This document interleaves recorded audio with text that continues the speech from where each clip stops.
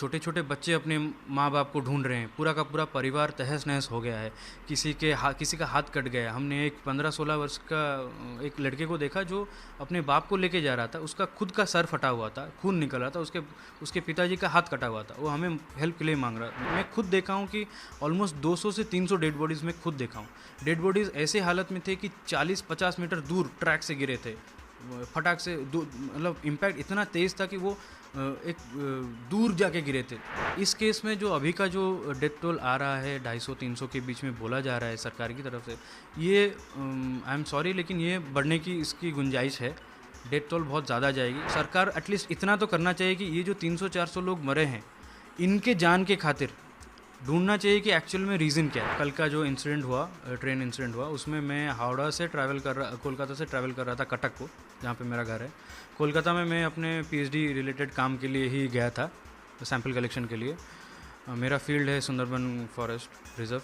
तो मैं वहाँ से जब लौट रहा था, हम 3:20 के अराउंड वहाँ से ट्रेन छूटा, कोरोमंडल एक्सप्रेस। मैं कोरोमंडल एक्सप्रेस के बिल्कुल जो पीछे जो कोच है, मैं वहाँ पे था, इसलिए हमें ज़्यादा कुछ फेस नहीं करना पड़ा। और कोरोमंडल एक्सप्रेस अराउंड 6:35 के आसपास एक बहुत ज़ोर का आवाज़ आया। तो हमें लगा कि कुछ इंसिडेंट हुआ है, कुछ एक्सीडेंट हुआ है, हमें लगा। तो 6:30 के आसपास हमें जब ये साउंड हुआ तो हम तुरंत ही उतरने के लिए रेडी हो गए कि कुछ इंसिडेंट हुआ होगा। अगर डिरेल हुआ होता तो हमें जल्दी से निकलना पड़ेगा। जो जब हम कोच का गेट खोले, जब हम देख रहे हैं बाहर, तो बाहर देख रहे हैं कि 2-3 कोचेस और गिरे पड़े हैं। ये जो कोचेस थी, यहाँ से लगभग 250 से 300 लोग वहाँ पे थे, और वो सब निकल के हमें मदद के लिए बोल रहे थे। हमें ये नहीं पता चला कि ये जो कोचेस है, ये हमारे ट्रेन की कोचेस है या फिर किसी और ट्रेन की कोचेस है। तो हम करीबन 10-15 लोग थे जिनका कुछ हुआ नहीं था। हमारा जो कोच था वो सबसे सही था, कोई डैमेज नहीं हुआ था उसमें। तो जब उस कोच के लोग आके मदद के लिए मांग रहे थे, तब हमें पता चला कि वो सारे कोचेस थे यशवंतपुर एक्सप्रेस के लिए, जो हावड़ा जा रही थी। तो तब पता चला कि अच्छा नहीं, हमारी ट्रेन का कुछ नहीं हुआ है, दूसरे ट्रेन का कुछ हुआ है। ऐसे में तुरंत ही हमने वहाँ पे इमरजेंसी सर्विसेज को कॉल लगाया और पुलिस को भी फ़ोन लगाया। इसी बीच में वहाँ पे हम जो लोग तकलीफ़ में थे उनको पानी वानी दिया। फिर जो बेडशीट है रेलवे का, उसको हमने चीर के एक मेकशिफ्ट बैंडेज बना के बैंडेजेस कराए लोगों के, क्योंकि सारे लोगों का बहुत ज़्यादा खून निकल रहा था। किसी का सर फटा हुआ था, किसी का हाथ कटा हुआ था। ऐसे में जितना हो सका हमने मदद की। अब क्या होता है कि जब एम्बुलेंस सर्विसेज आने लगते हैं, एम्बुलेंस हमारे तरफ ना आके हमारा जो कोरोमंडल एक्सप्रेस था, क्योंकि मैं पीछे था, कोरोमंडल एक्सप्रेस के जो सामने की तरफ है, जहाँ पे सामने उस तरफ जा रहे हैं एम्बुलेंसेस। अब हमें ये नहीं पता चला कि एम्बुलेंस अगर आ रही हैं तो यहाँ पे एक्सीडेंट हुआ है, वहाँ पे क्यों जा रहे हैं। हम धीरे धीरे करके 4-5 लोग आगे की तरफ बढ़ने लगे। तब हमने देखा कि कोरोमंडल एक्सप्रेस का तो और भी ज़्यादा हालत ख़राब था। अब क्या हुआ था कि कोरोमंडल एक्सप्रेस जो है वो किसी कारणवश डिरेल हो गया था। अब डिरेल होने के बाद बगल में एक लूप ट्रैक होता है जो कि डिफंक्ट होता है, इनएक्टिव होता है। वहाँ पे एक गुड्स ट्रेन पार्क था, तो वो गुड्स ट्रेन से जाके टकराया है। ये बात हमें बाद में रेलवे ऑफिशियल्स ने बताया कि गुड्स ट्रेन से जाके टकराया, फिर कोरोमंडल एक्सप्रेस का इंजन या फिर गुड्स ट्रेन का कोई कोच जाके बगल वाले जो यशवंतपुर एक्सप्रेस जो जा रहा था हावड़ा की तरफ, उससे टकरा गया। अब ये हावड़ा के यशवंतपुर एक्सप्रेस का जो 3 कोच था, ये तीनों के तीनों जनरल बोगीज थे। उसमें बहुत ज़्यादा कैजुअलिटीज हुई हैं।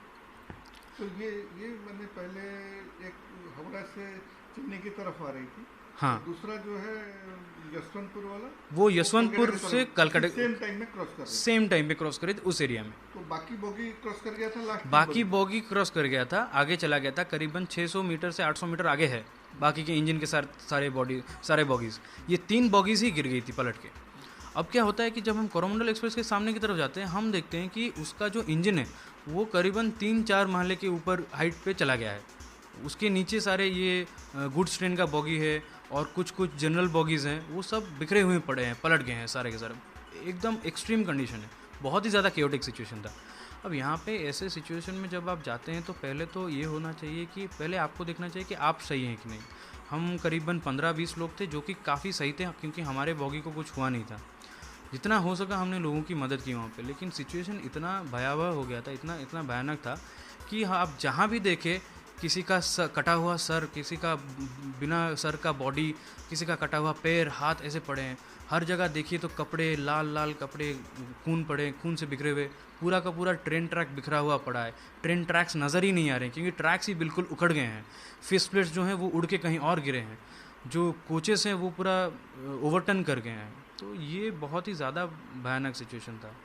इसमें मैं तो बोलूँगा कि जो लोकल लोग थे वहाँ के, उन्होंने बहुत ही ज़्यादा मदद किया हमारी, क्योंकि वो सबसे पहले थे। इंसिडेंट करीबन 6:35 के आसपास घटा और 5 मिनट के अंदर सारे के सारे लोकल लोग, ऑलमोस्ट 300 से 400 लोग, लोकल लोग आ गए हमें मदद करने के लिए। जितने को पैसेंजर्स थे उन्होंने भी मदद की। अथॉरिटीज़ को आते आते करीबन 45 मिनट से 1 घंटा लग गया, लेकिन अथॉरिटीज़ हालांकि थोड़ा लेट आई, लेकिन आते ही उन्होंने बहुत जल्दी से काम करना शुरू कर दिया और सबकी मदद करने लगे। तो आप जब वहाँ जैसे एक्सीडेंट हुआ, आपको पता चला इतना बड़ा ये वो आपके सामने हुए लाशें पर, तो आपका फीलिंग उस समय कैसा?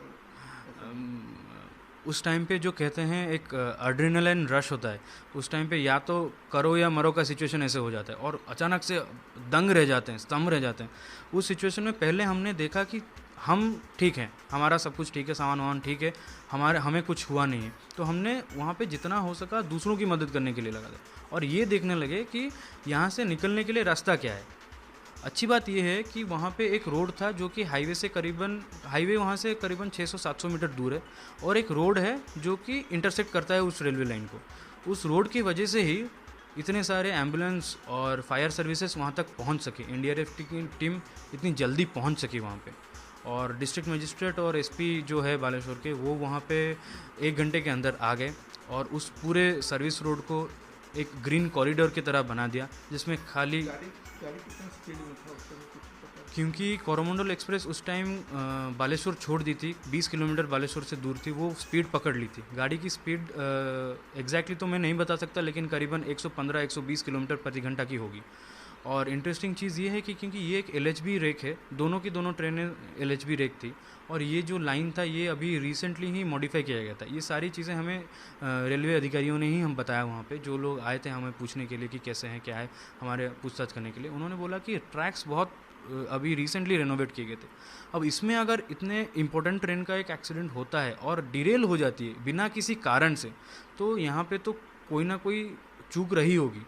या तो चूक सरकार, मिनिस्ट्री ऑफ रेलवेज़ की तरफ से, रेलवे अधिकारियों की तरफ से हुई होगी, और क्योंकि रेलवे अधिकारी बोल रहे हैं कि वहाँ पे अभी अभी रिसेंटली रेनोवेट हुआ था, तो कहीं ना कहीं कोई बदमाशी की गुंजाइश भी हो सकती है। ये तो हम बता नहीं सकते जब तक इन्वेस्टिगेशन ख़त्म नहीं होती है, लेकिन अगर ऐसा कुछ होता है तो इसमें तो बहुत ही ज़्यादा कड़ी से कड़ी इसके बारे में जांच करनी चाहिए। तो वकील आपसे हो गए, क्या कहेंगे बाकी पैसेंजर के बारे में जो बच गए हैं? देखिए, सबसे पहले तो ये है कि जब हम इतने सारे डेड बॉडीज़ देखे वहाँ पे, आप यकीन नहीं करेंगे कि छोटे छोटे बच्चे अपने माँ बाप को ढूंढ रहे हैं, पूरा का पूरा परिवार तहस नहस हो गया है। किसी का हाथ कट गया। हमने एक 15-16 वर्ष का एक लड़के को देखा जो अपने बाप को लेके जा रहा था, उसका खुद का सर फटा हुआ था, खून निकल रहा था, उसके पिताजी का हाथ कटा हुआ था, वो हमें हेल्प के लिए मदद के लिए पूछ रहा था। तो इस सिचुएशन में तो दया तो आती ही है। और मैं बता रहा हूँ, जब मैं पहले 1-2 घंटे में वहाँ पे जाके लोगों की मदद कर रहा था, मैं खुद देखा हूँ कि ऑलमोस्ट 200 से 300 डेड बॉडीज़ में खुद देखा हूँ। डेड बॉडीज़ ऐसे हालत में थे कि 40-50 मीटर दूर ट्रैक से गिरे थे, फटाक से, मतलब इम्पैक्ट इतना तेज़ था कि वो दूर जाके गिरे थे। इस केस में जो अभी का जो डेथ टोल आ रहा है 250-300 के बीच में बोला जा रहा है सरकार की तरफ से, ये आई एम सॉरी लेकिन ये बढ़ने की इसकी गुंजाइश है। डेथ टोल बहुत ज़्यादा जाएगी। तो ऐसे में तो मैं जितने फैमिली मेम्बर्स हैं, जिनके फैमिली मेम्बर्स का डेथ हुआ है या फिर इंजर्ड हुए हैं, उन सबको मेरी तरफ से कॉन्डोलेंसेस है। और ऐसे में सरकार एटलीस्ट इतना तो करना चाहिए कि ये जो 300-400 लोग मरे हैं, इनके जान के खातिर ढूंढना चाहिए कि एक्चुअल में रीज़न क्या है और जिसकी गलती है। लेकिन इतने लोग ज़्यादा जो लोग मरे हैं, इसका कारण क्या है? जो जनरल बोगी था सब, जो सामने की तरफ जितने थे वो सारे जनरल और स्लीपर बॉगीज थे। अब इम्पैक्ट इतना तेज़ हुआ था, हालांकि हम इतने पीछे थे और हमें ज़्यादा साउंड पता नहीं चला, लेकिन सामने के जो जनरल बॉगीज़ थे उनमें लोग तो यूजुअली ओवर क्राउडेड होते हैं। और इंटरेस्टिंग चीज़ ये है कि ये जो कोरोमंडल एक्सप्रेस है ये यूजुअली बालेश्वर की तरफ जो वर्किंग लोग होते हैं वो शाम का ट्रेन ये वाला ले लेते हैं, जनरल बॉगीज़ में चढ़ जाते हैं, ताकि उनका घर भद्रक होता है, कटक होता है, भुवनेश्वर, वहाँ तक वो जनरल बॉगीज़ में आ जाते हैं। ये इसलिए बहुत ज़्यादा क्राउडेड होता है जनरल और स्लीपर बॉगीज़। तो काफ़ी सारे ऑफिस गोइंग लोग भी इसमें शामिल होंगे अगर हम देखें इसके डेथ टोल में देखा जाए तो। शायद यही कारण है, शायद जनरल बॉगीज़ और स्लीपर बॉगीज़ ओवर क्राउडेड भी था। लोग यूजुअली क्या करते हैं, जो दरवाजे होते हैं वहाँ पे खड़े होते हैं, वहाँ पे बैठे होते हैं, इसी वजह से वो भी बहुत ज़्यादा तेज़ तरह से उनका एक्सीडेंट हुआ है। लेकिन एक चीज़ बताइए, जैसा आप उतर गए गाड़ी से, आपको जी तो पहले पता ही नहीं चला क्या है, इतने लोग जब देखे जी। और आप बच गए तो आपको कैसा उस समय फीलिंग है? सबसे पहले तो एक डर आता है, हमेशा डर आता है, लेकिन पहले आपको ये देखना है कि ऐसे सिचुएशन में जितना कामली और पीसफुली आप पेशेंट होके अपना पहले ध्यान देख लीजिए। अगर आपका कुछ नहीं हुआ है तो दूसरों की मदद कीजिए। इसलिए हम पहले तो दूसरों की मदद करने पे उतर गए।